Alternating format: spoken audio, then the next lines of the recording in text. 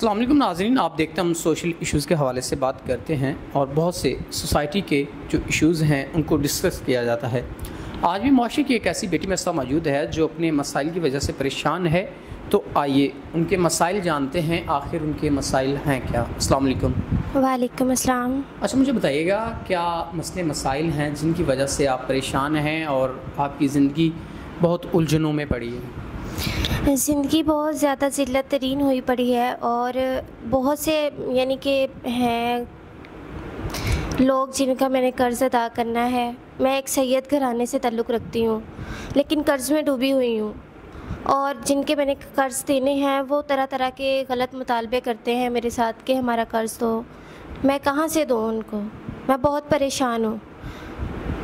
اور اسلام میں جائز ہے کہ اگر کوئی سیدہ یا بیٹی اپنی مرضی سے کسی انسان سے نکاح کرنا چاہتی ہے تو وہ کر سکتی ہے۔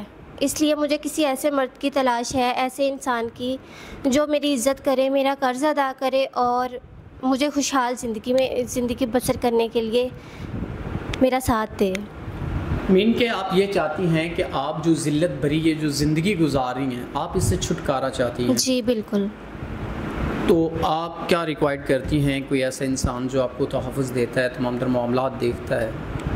یوں تو آپ کی عزت محفوظ نہیں جس طرح آپ اپنی زندگی کو سروائیو کر رہی ہیں۔ جی بالکل۔ حالات میں میں ایک ایسے انسان سے نکاح کرنا چاہتی ہوں جو بہت اچھا ہو، نمازی پرہیزگار ہو اور میرا قرض ادا کرے، میری عزت کرے اور مجھے تحفظ دے۔